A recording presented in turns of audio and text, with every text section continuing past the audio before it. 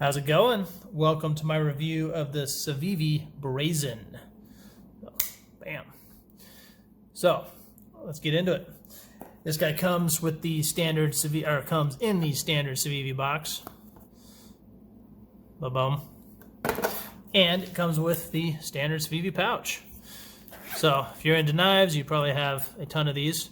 Comes with a couple Civivi stickers, your little cleaning cloth. Yeah, Civivi pouch.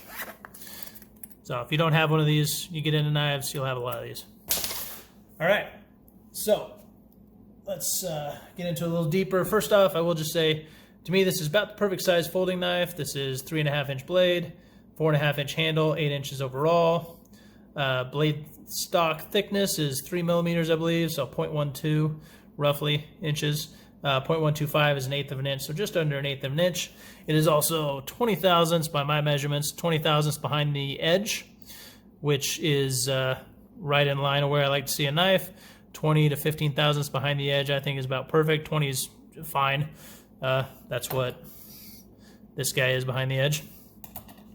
So yeah, let's do some size comparisons. I'll roll in the size on the side so you don't have to watch me weigh it and measure it or anything like that. And then we'll get in a little in depth and show you what is super cool, I think, about this knife. Quick hint, it's that. All right, let's do some quick size comparisons. So camera's about as straight down as I could get it. And here it is against a Sebenza 21, large Sebenza 21. And as you can see, this is the godfather of the modern folders, or as I call it, the godfather of the modern folders. This is about the perfect size knife for me, and you can see I probably am going to like this knife as it is about the same size. So, it's going to be much bigger than the small, which is a 3-inch blade. And then budget knives is going to be right in line with the Rat Model 1. Bam, a little bit shorter than Rat Model 1, but pretty similar. I think thickness is going to be about the same. Maybe about the same. Thinner scales, but yeah, pretty close. So, get another little 3-inch little guy out there if you have a Rat Model 2. So, you can see significantly bigger. And then last, but certainly not least, Delica. This is the DLT exclusive with the 20 CV blade. So, Valentine's Day gift from the wife. Good stuff. Everyone should own a Delica. So everyone should also own a Sebenza, but Delica is a lot more attainable than a Sebenza. But that's size and dimensions. Let's get into this one a little more. All right, blade steel and grind. This is D2. It's a stonewash. They call it a dark stonewash. So stonewash D2, and this is kind of the murdered out Mall Ninja version. You know, all black. And as Shabazz would say, it's a little murdery, but I like it. And yeah, D2 handle material is a G10. Lockup is basic liner lock. So this one, to me, looks to be about 50%, somewhere in there. So very solid. When we take it apart, there's you'll see the lock. Instead of just having a straight lock bar, it actually goes around the blade. So when we take it apart, I'll show you, but there's some very cool things when we take this apart. The action and deployment. So this is a flipper, and one of the things that I look for in a flipper is for the flipper tab to be either in line with the pivot or higher. So the more in line or higher it gets, the more leverage you're able to put on this flipper tab to open it, and the better the opening will be. So for instance, let's look at this guy. This is the Civivi Keen Natter.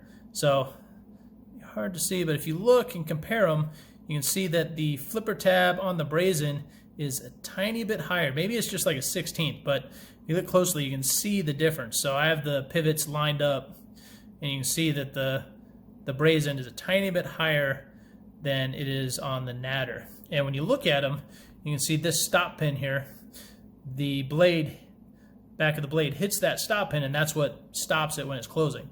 So they have to partially mill out the flipper tab to line up with that stop pin, and they can't really move the stop pin much higher to move the flipper tab higher. It's pretty much at the edge of the of the range, and it also has to stop the blade. So that dictates how high they can put the flipper tab. So this one deploys great, but the Brazen, since this flipper tab's higher, deploys a little bit better, honestly. So, and it also drops shut pretty well. The reason they are able to do that is because the stop pin, notice if you look here, there is no stop pin. The stop pin is actually here in the blade.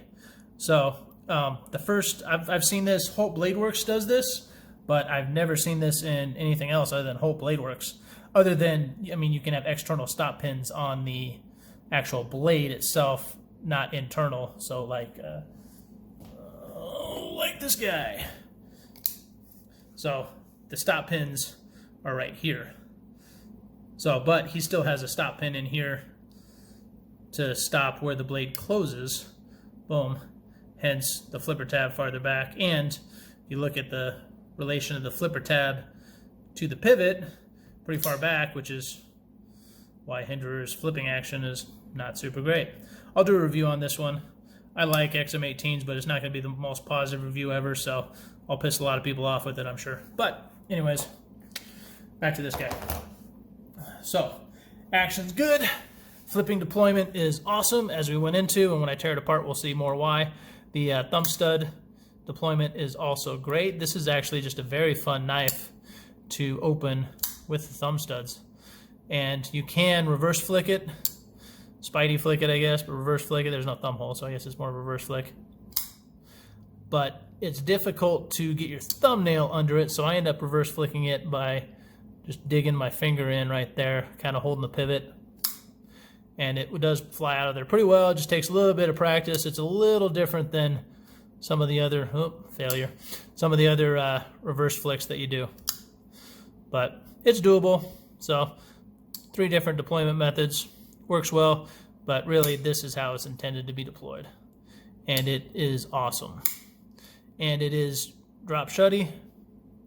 As you can see, not perfect drop shut, but in practice, you know, if you just snap it right, it does well. So it is a little bit lighter blade. So the blade is lighter than the Natter. If you look, the blade thickness is much thinner than on the Natter.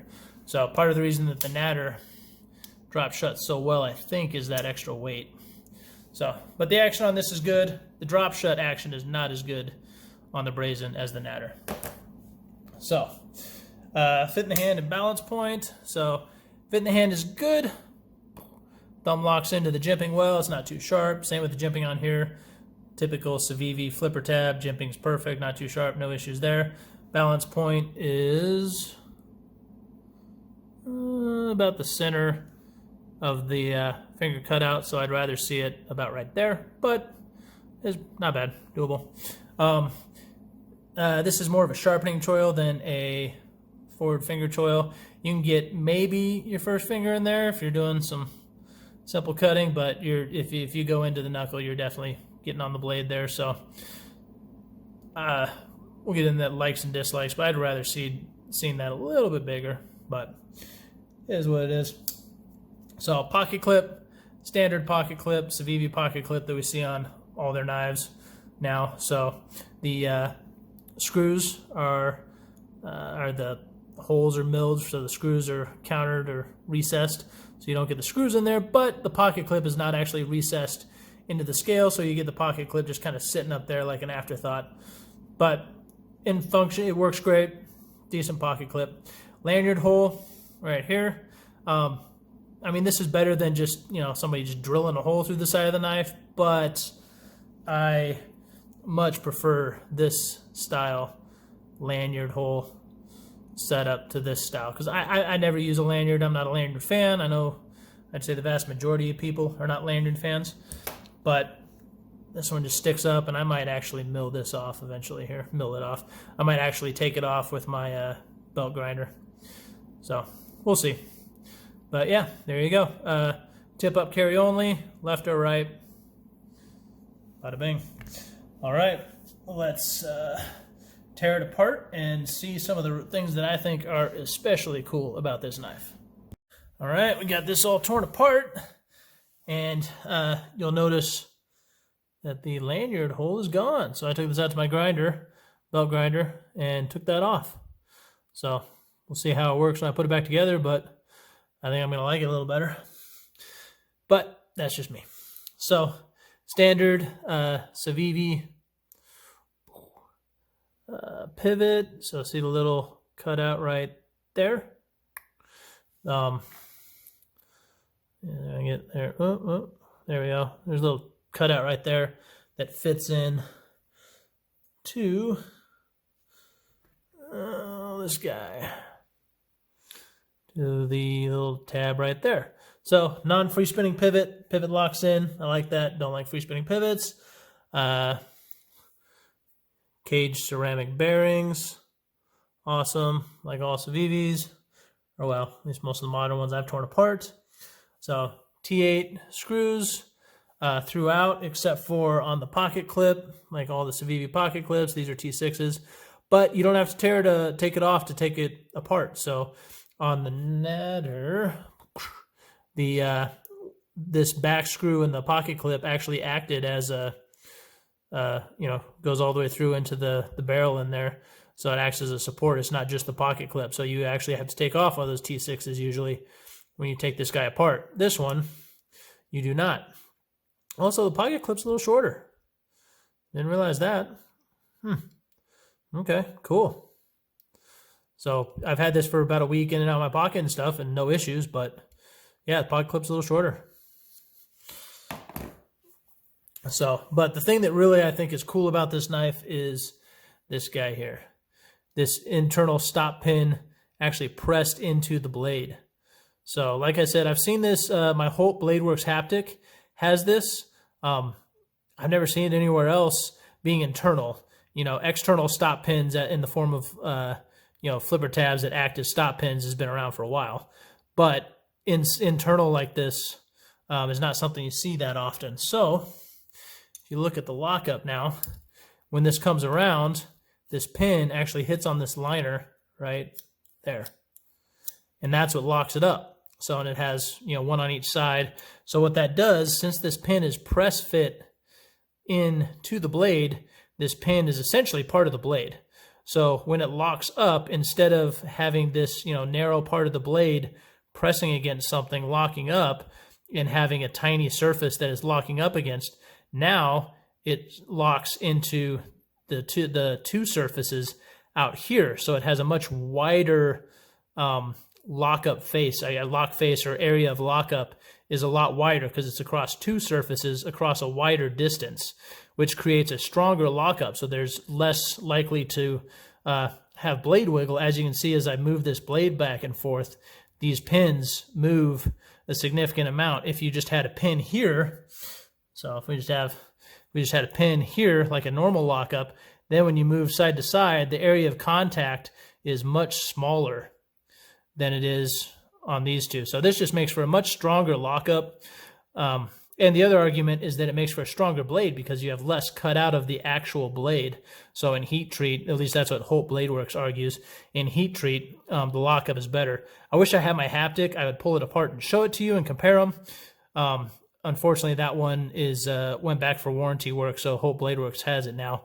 So when I do a full review of that, I will talk more about that. But anyways, this is an awesome design. I think this is neat, and especially in a budget knife, it's just cool to see.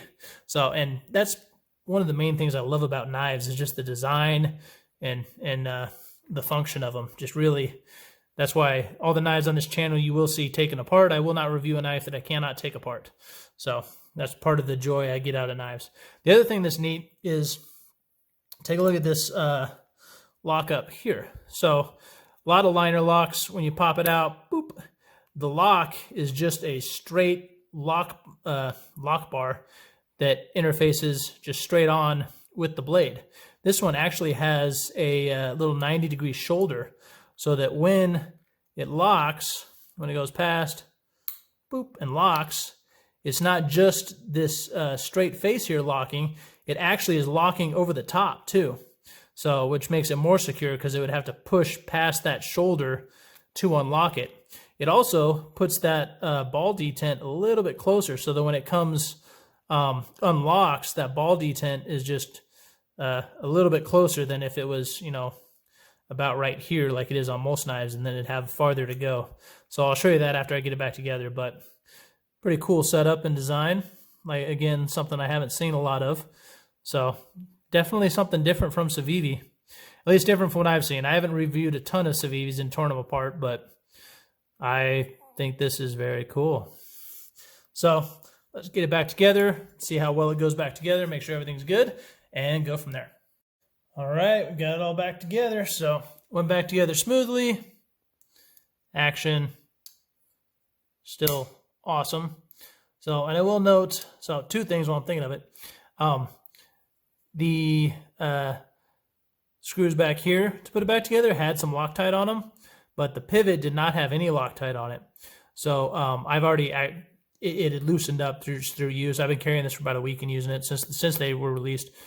And it did loosen up on me a couple times, and I tightened it up and then loosened up again. So I pulled it off, put some Loctite on it, put it back together. But it did not come with Loctite on the pivot. So if you do buy this knife and you're not someone that fiddles and takes their knives apart, you will, at the very minimum, need to just pull this pivot screw out. You can hold it all together. Pull this out, Loctite it, blue Loctite, put it back. Don't flick it for a little while to let the Loctite dry and be good. So I also removed that lanyard hole that was sticking up. So turned out pretty good. I think it looks great. And I like the feel in hand a whole lot better without that little lanyard hole sticking up. So not bad. And centering, I haven't even looked at it yet, but yep, came out perfectly centered. No issues there. Yeah, so final conclusions. So this guy is about 50 bucks, I think $49.30 or something like that on White Mountain Knives. I will put up a link somewhere in here, or not a link, a discount code for White Mountain Knives. So you get 10% off if you use my code, which is EDCKA, so EDC Knife Addict, EDCKA, Echo Delta Charlie Kilo Alpha. So, and I'll put it up there. But White Mountain Knives doesn't charge tax and doesn't charge shipping. So you can get this from them for basically 45 bucks to you, which is cheaper than Amazon or anywhere else I've found. When this did show up, the edges, the bevels were good. It wasn't super sharp. I mean, it was sharp, but I can always get a knife sharper than factory. So, I mean, I don't really care how, I mean, I'd like a knife to show up sharp, but I almost always sharpen them and get them a little sharper. I have used this knife. I've been doing construction, so we're remodeling a home, so I'm actually using my knives a lot more than normal.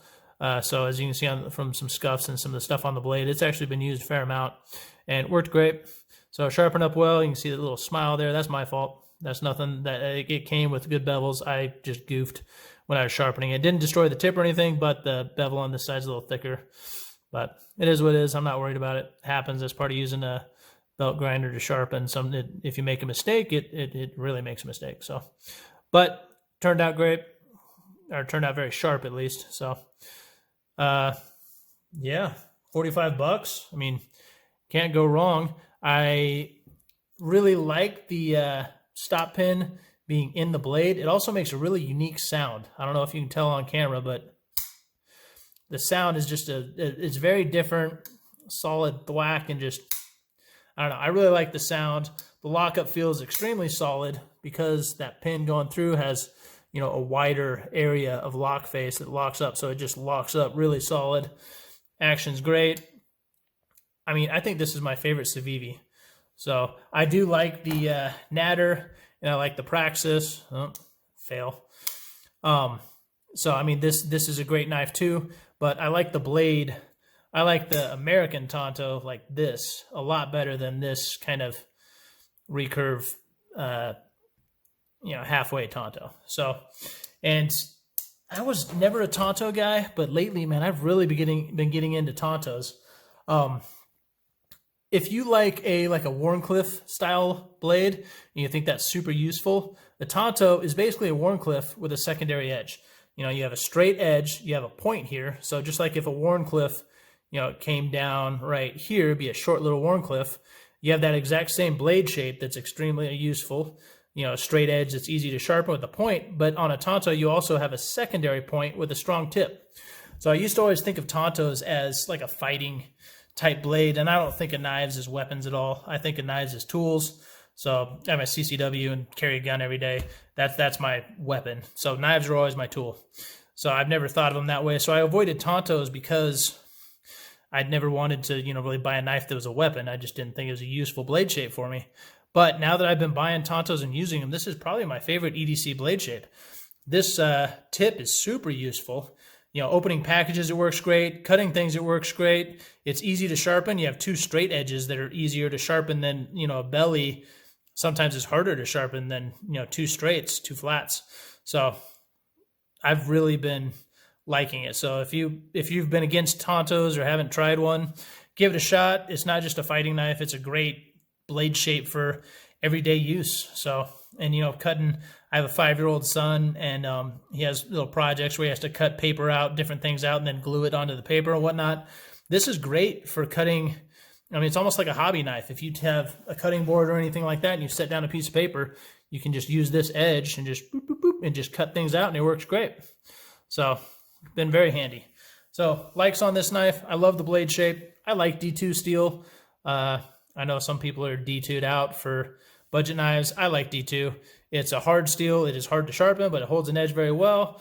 It's a semi-stainless, so not that corrosion resistant, but I've never had any issues with it. I put some olive oil on it every once in a while. I cut apples and stuff with this, so I don't want to put any oils that I can't eat. But I'll put olive oil on D2 and my carbon steels and don't have really any rusting issues. What else? I like the action. I especially like the lock bar being cut out with that little angle. I think that's neat. I'm a sucker for cool design in knives. I love the internal stop pin. Time will tell if this will lead to more pocket lint and crap getting in there. It might, but I mean, overall, I just really like this design. I like the flipper being higher. I did not like the lanyard hole, but took care of that. I like it now. Pocket clip, same thing I say about most of the Civivi clips. It just seems like an afterthought to me when it's just stuck on there. And it's not milled in the liners at all. But the screws are recessed, so at least you can actually deep carry and it's fine. And functionally, it's fine. No issues there. Yeah, I mean, overall, this is a great knife. This is my favorite Civivi so far. This is going to be in my pocket a lot, I think. So when I'm going to be carrying a budget knife, I'm going to carry it. And even though I've already reviewed this now, I think I'm going to carry this all the next week. This is just an awesome knife. I really have been enjoying it. Who's this for? I think this is for, anyone that wants a budget knife and that if you don't have a Tonto, want to give it a shot. It is smaller than I thought it would be. It's thinner. When I saw the photos of it, I was thinking of like an old Cold Steel, like a Recon 1 Tonto or something like that, like a big kind of burly Tonto. And this is not that. This feels much smaller. This is, thinner blade stock, light overall, but great EDC knife. I mean, you can't go wrong. You should definitely pick one of these up. And for $45 from White Mountain Knives, and I don't get anything from them. The only thing I get is the same discount you get. So I get 10% off knives when I use my little discount code and buy them. So I got this for $5 off. So, but that's it. So I just, want to send people there because I think they have the best prices and the best service. And it's, a small knife shop. I like supporting small knife shops. So that's it. Pick this one up. I don't think you'll regret it. Best Civivi so far.